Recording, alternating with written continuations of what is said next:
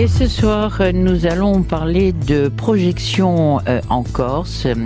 La nouvelle troupe lyrique présente Don Giovanni en Corse, un film documentaire signé Guy Baudon. Et pour en parler avec nous, celui qui a beaucoup travaillé, beaucoup œuvré pour ce projet.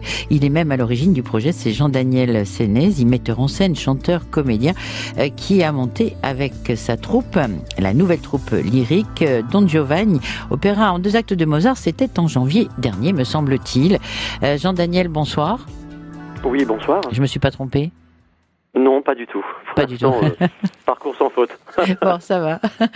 Alors, avant d'aborder directement justement ces projections, il y a eu déjà d'ailleurs, je crois, des projections de ce Don Giovanni sur le continent. Elles arrivent prochainement en Corse. C'est ça, on a commencé avant-hier avec une avant-première à Paris, parce qu'effectivement ce projet, il y avait aussi beaucoup de gens qui avaient donné un peu d'argent pour initier, parce que comme c'est un projet qui est un petit peu atypique, on va dire que les structures un peu officielles n'étaient pas forcément enclines à nous aider. Oui. Et donc on avait commencé par du financement participatif avec KissKissBankBank, et du coup voilà, ça paraissait logique que tous les pros et tous les amis puissent le voir sur Paris, de venir cette fois pour 8 projections, des projections débat, parce que le débat sera important aussi, en Corse. Et puis sûrement une diffusion sur France 3 via Stella pour les fêtes. Alors c'est vous, Jean-Daniel Senesi, qui avez eu l'idée en fait d'aller à la rencontre à la fois des élèves et du public et vraiment de les amener à s'investir, à réagir, je dirais à s'approprier quelque part l'opéra. Oui, en tout cas, ne pas en avoir peur du tout, parce que sinon l'attitude habituelle, à part les gens qui sont mélomanes et qui connaissent et qui du coup qui goûtent, qui profitent et qui des fois inconsciemment ont même tendance à faire un peu, à en dégoûter les autres, c'est-à-dire à garder pour eux la primeur de ce bonheur incroyable que c'est que l'opéra. Et pour pas que les gens n'aient de réserve par rapport à l'opéra, effectivement, grâce aux partenaires qu'on avait, l'art, il y a là-haut, le Micapel, le centre Voce de Pigne, le centre Anima et puis Bastia et Ajaccio.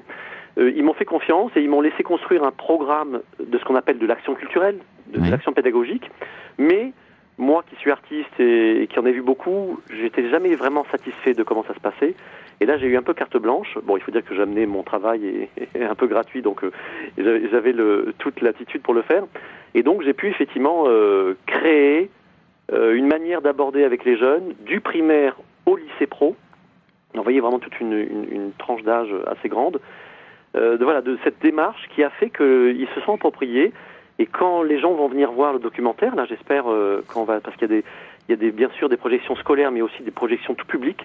Partout où on va, on sera en gros dans les 5 régions de la Corse, il y aura des projections tout public, et les gens vont voir qu'effectivement, il n'y a plus aucun tabou, aucune réserve, et les enfants, les jeunes s'approprient ça, et même d'ailleurs le grand public, s'approprie l'opéra comme si c'était effectivement du théâtre, de la comédie musicale, enfin quelque chose que tout le monde connaît ou peut apprécier. Jean-Daniel, c'est vous qui avez travaillé avec les scolaires? Oui, c'est moi, en personne. Je suis venu en fait 3 semaines, une par mois, octobre, novembre, décembre. Bon, j'ai la chance d'avoir bien sûr les parents au village, donc j'avais un port d'attache. Et je pouvais effectivement, mais alors c'était du sport, parce que vous connaissez les routes Corse et les classes s'enchaînaient entre tel village et tel village. Donc du coup, c'était une semaine chargée du matin au soir pendant 7 jours, 6 jours non-stop. Mais j'ai pu construire ça fin 2016, et c'est vraiment en janvier 2017, comme vous le disiez, que les jeunes ont pu nous rencontrer, soit lors de répétitions publiques auxquelles ils étaient conviés, soit pour certains, effectivement, à une pré-générale une grande pré-générale qui a lieu au Théâtre de Bastia, ou alors certains sont venus carrément au spectacle, parce que voilà, et c'était une rencontre assez émouvante, et les images du documentaire de Guy Baudon seront là pour en attester, quoi. Voilà. Alors Jean-Daniel Senesi, nous n'avons pas l'image, mais on va quand même vous retrouver tout de suite en plein travail.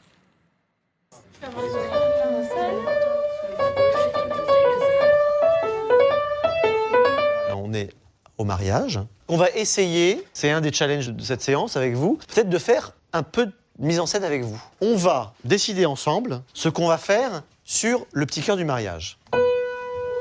Chantonne.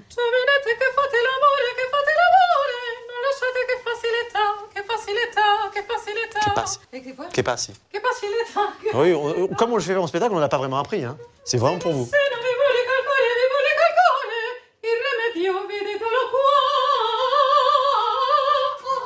À vous?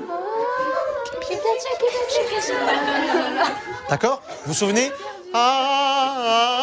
Che piacere che sarà la la re la la la la re la la. D'accord? Che piacere che sarà la la re la la la la re la la. Et celle du haut?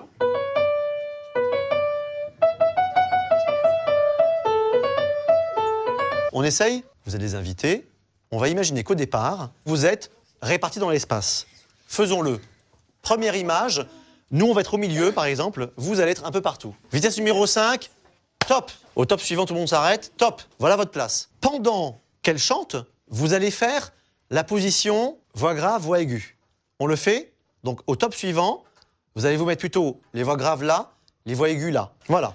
Position numéro 3, on fait le duo. Là, vous allez vous mettre peut-être par exemple, certains assis, certains debout. Qui veut s'asseoir? Allez-y, faites-le. Pas tout le monde. Il faut répartir. D'ailleurs, on pourrait dire que les voix graves sont assises et que les voix aiguës sont debout. Si. Les voix aiguës debout, voilà. Simplement, il faut vous mélanger. Donc, les voix aiguës, reculez un peu. Il m'en manque par là. Et les voix aiguës, revenez, certains au milieu et d'autres derrière. Toi, passe carrément devant, peut-être. Voilà. D'accord?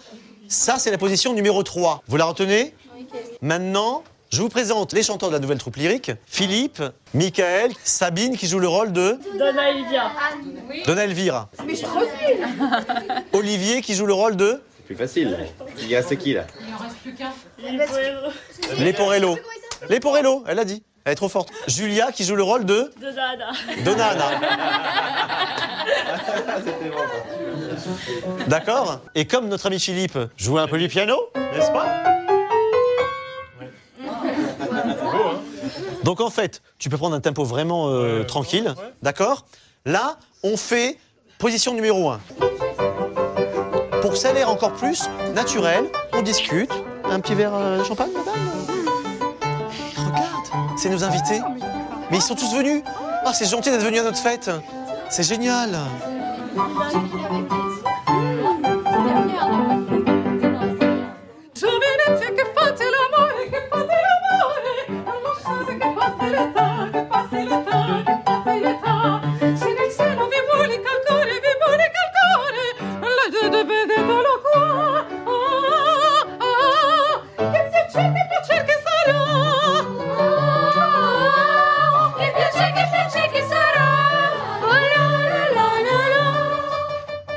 Giovinetti leggeri di testa, non andato girando qua e là, e qua e là, e qua e là.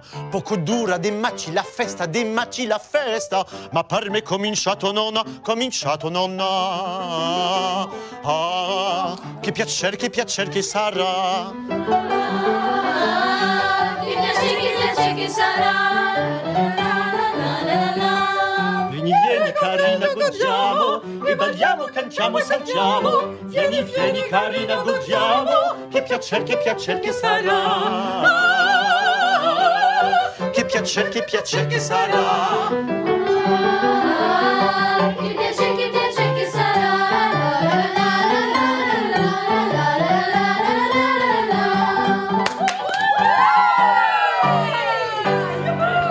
La nouvelle troupe lyrique présente Don Giovanni en Corse, un film documentaire de Guy Baudon. Jean-Daniel Sénez, je pense qu'il y a eu peut-être quand même au départ une retenue de la part des élèves avant de vous suivre.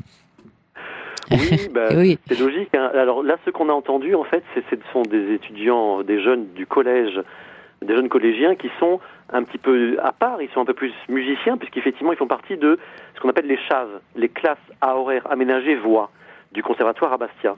Donc ils sont un peu plus, mais ils ont aussi une timidité, et puis c'est la timidité aussi de l'âge, de l'adolescence qui commence.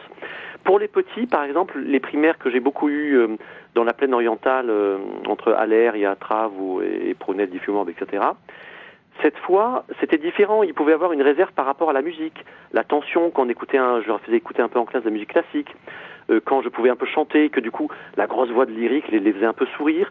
Et puis très vite, comme les plus jeunes, les plus petits se livrent facilement, il y a quelque chose qui s'établit très facilement, et ceux qui viendront voir pareil le documentaire, il y a des images qui sont extraordinaires, où on me voit, vous savez, moi en plus l'image qui me vient, c'est le berger avec les brebis.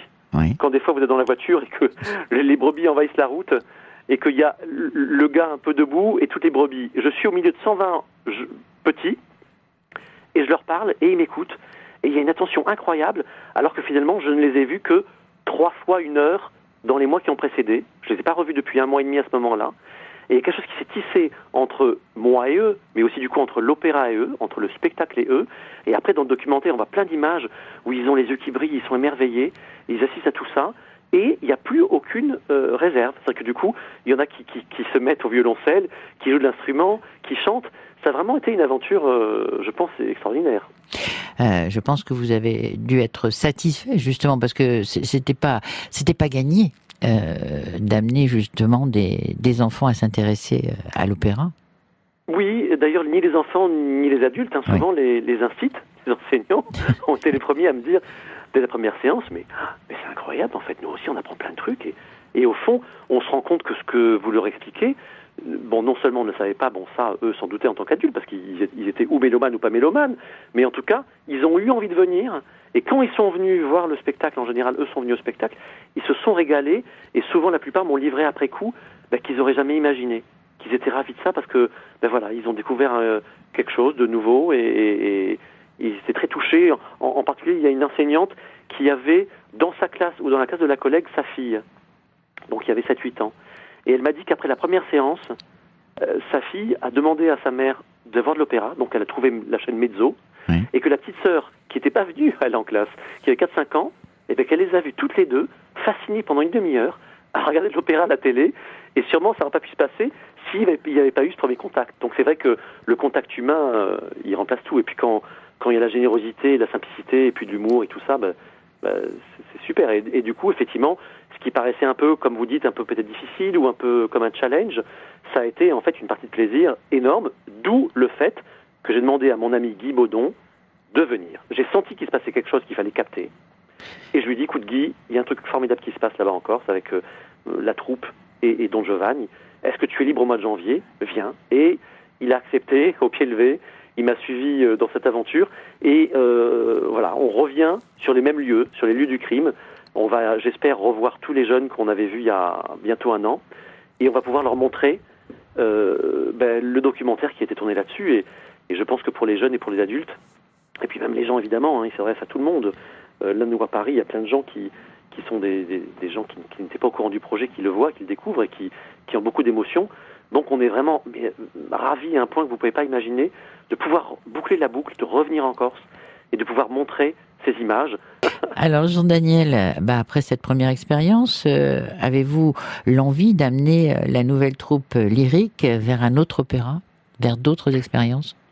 Oui, c'est vrai que assez vite, après l'espèce d'aventure assez incroyable qui s'est passée en janvier dernier, que ça soit les responsables un peu des salles, le public, quelques politiques qui étaient là, ou des responsables de l'action culturelle en Corse, étaient vraiment ravis de tout ça, et je sentais qu'il y avait une envie de me dire, bon, et la suite, moi j'étais encore en plein dans le projet, je portais tout à bout de bras, donc j'avais pas la tête ouverte, mais très vite, en fait, je sais ce que je pourrais monter s'il y avait une suite à donner, c'est La Flûte enchantée de Mozart, toujours. On resterait avec Mozart, et on irait aborder cet opéra qui est un opéra avec plein de lectures différentes, là encore, une lecture un peu onirique, un peu magique, un peu féerique, mais aussi une lecture politique, une lecture amoureuse, et je me suis dit qu'en plus, avec les mêmes chanteurs, on avait quasiment déjà tous les rôles de pourvu, c'est que du coup, je peux réutiliser mes chanteurs, ils ont des emplois qui leur iront très bien dans cet opéra-là, et voilà, je me suis dit, s'il y a quelque chose,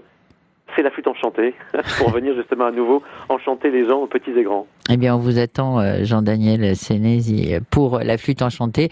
On vous attend avant ça pour les projections qui seront données un petit peu partout en Corse. Et puis, on vous souhaite un excellent week-end. Oui, merci beaucoup. Merci à tout le monde. Merci. Bonne soirée. Au revoir. Au revoir.